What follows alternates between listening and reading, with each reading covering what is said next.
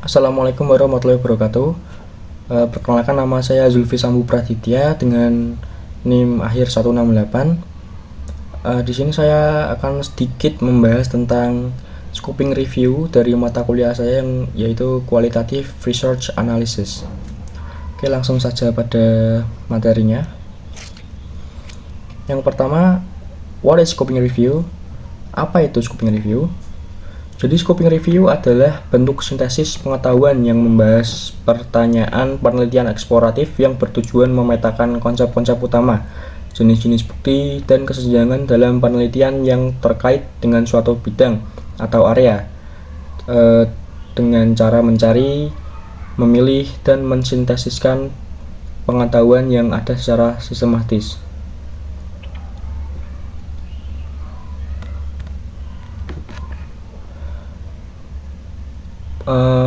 Scoping review sendiri prosesnya bersifat iteratif dan fleksibel, memungkinkan penyesuaian terhadap skema penelitian, kriteria inklusi, atau strategi pencarian selama pelaksanaan. Dan scoping review cocok untuk menjawab pertanyaan eksploratif seperti apa saja konsep utama, bagaimana penelitian ini dilakukan, dan gap apa yang ada dalam literatur.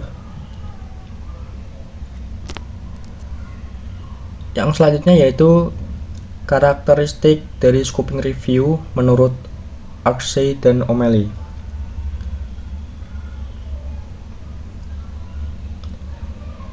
Jadi yang pertama yaitu bersifat eksploratif dan luas. Jadi scoping review tidak hanya berfokus pada pertanyaan riset yang sempit atau pada uji efektivitas, tapi justru mengeksplorasi cakupan jenis dan karakteristik literatur di suatu bidang. Yang kedua itu pendekatan iteratif dan fleksibel. Jadi peninjauannya dilakukan secara reflektif dan berulang, dan prosesnya dapat disesuaikan sepanjang perjalanan seperti perubahan pada kata kunci, kriteria inklusi, dan fokus pertanyaan. Yang ketiga yaitu mengikut sertakan berbagai jenis studi dan sumber.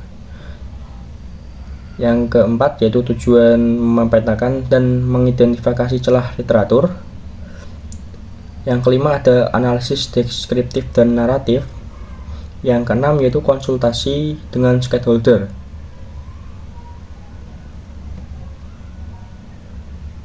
Lalu yang ketujuh tidak fokus pada penilaian kualitas studi. Jadi berbeda dengan systematic review, scoping review sendiri tidak mengevaluasi kualitas metodologi tiap studi, tetapi fokus pada eksplorasi dan deskripsi konten literatur.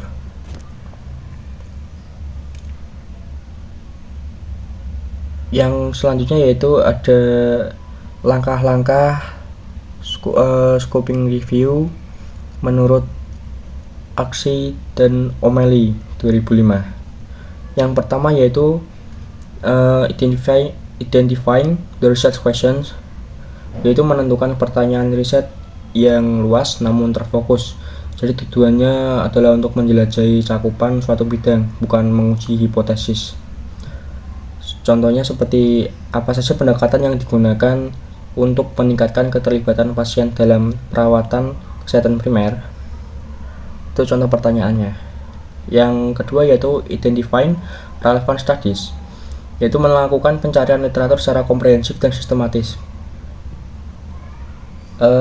Scoping review sumbernya dapat didapat dari berbagai sumber, seperti PubMed, Scopus, ERIC, Google Scholar, dan laporan organisasi. Yang ketiga yaitu study selections, melakukan seleksi terhadap studi berdasarkan kriteria inklusi dan eksklusi yang telah ditentukan.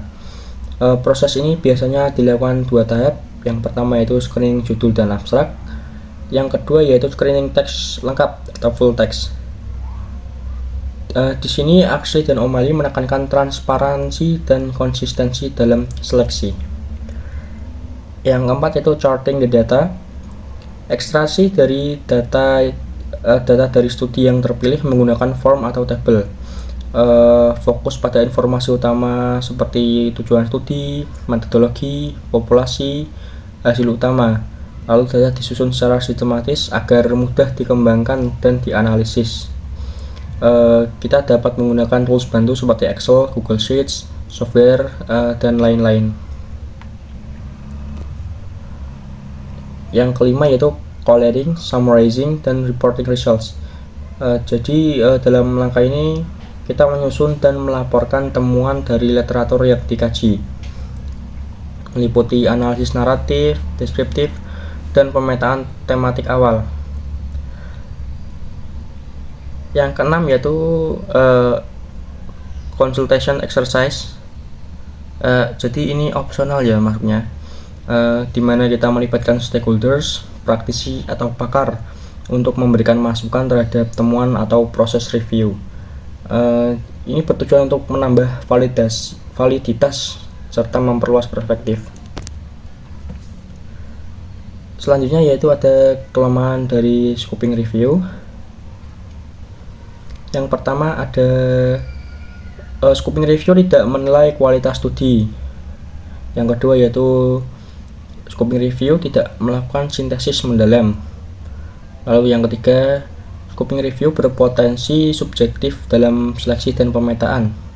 Yang keempat, proses yang mengkonsumsi waktu atau memakan waktu yang lama. Yang kelima yaitu scoping review sulit digunakan untuk rekomendasi praktik klinis dan intervensi. Lalu yang selanjutnya yaitu relevansi scoping review dalam ELT atau English Language Teaching. Yang pertama, scoping review membantu untuk memetakan topik ELT yang beragam dan luas. Jadi karena ELT mencakup banyak sekali tema seperti teaching methods, technology in ELT, assessment, teacher identity, multilingual education, dan teaching speaking, listening, writing, and reading. Jadi scoping review ini sangat cocok untuk memetakan tren, metodologi, dan fokus penelitian dalam topik-topik yang saya sebutkan tadi. Yang kedua yaitu menemukan gap penelitian dalam ELT. Jadi scoping review ini membantu peneliti untuk mengidentifikasi tema yang sering dibahas dan yang jarang diteliti, lalu menemukan kekosongan literatur, misalnya kurangnya studi pada konteks Asia Tenggara atau murid sekolah dasar, lalu menyusun dasar untuk penelitian lanjut seperti systematic review atau empirical study. Yang ketiga yaitu cocok untuk meninjau inovasi dalam teknologi pembelajaran bahasa. Yang keempat, bermanfaat bagi guru, peneliti, dan pembuat kebijakan. Yang kelima, membantu studi komparatif antar negara atau konteks. Jadi ELT tidak bersifat universal. Scoping review bisa membantu membandingkan praktik ELT di contohnya sekolah formal dan informal, negara berkembang dan negara maju, serta konteks monolingual dan bilingual. Yang keenam yaitu menyesuaikan dengan desain kualitatif atau mixed methods. Jadi karena ELT sering diteliti menggunakan pendekatan kualitatif, contohnya studi kasus guru, etnografi kelas, wawancara kelas, scoping review dapat digunakan untuk mengumpulkan dan menata berbagai studi kualitatif. Tidak membatasi hanya pada studi kuantitatif seperti systematic review.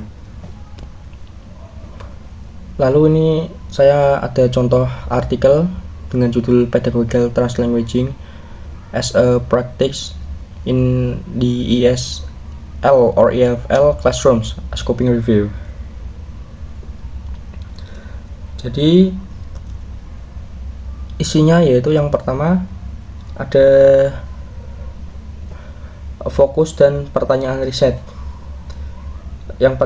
Isinya yaitu menelusuri praktik translanguaging pedagogis di layanan kelas ESL atau EFL antara tahun 2018 dan 2022 sampai 2022, maaf. Lalu menyajikan pertanyaan eksploratif seperti jenis praktik, di mana dan bagaimana diterapkan, serta pimpinan gap penelitian dalam translanguaging. Isi yang kedua yaitu metode. Jadi artikel ini mengikuti 5 tahap yang dikembangkan Arksy dan O'Malley, yaitu identifikasi arki, pencarian, seleksi, charting, dan diperkaya dengan Prisma SCR.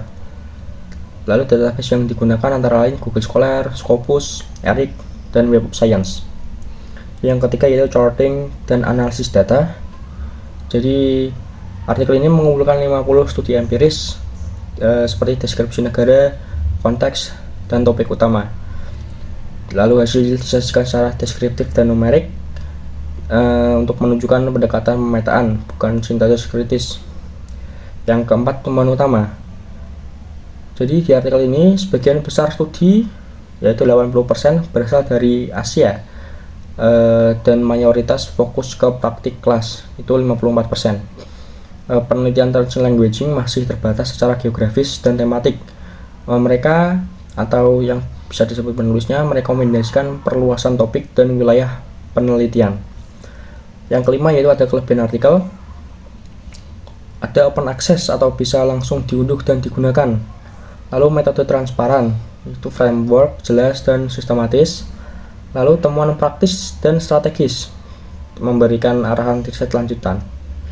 Yang keenam yaitu keterbatasan. Artikel ini hanya mencakup 50 studi, mungkin melewatkan penelitian non-empiris atau publikasi lokal. Lalu tidak ada kolom pengecekan kualitas metodologi tiap studi. Oke teman-teman, mungkin cukup sekian penjelasan singkat dari saya. Terima kasih karena telah mendengarkan. Akhir kata, wassalamualaikum warahmatullahi wabarakatuh.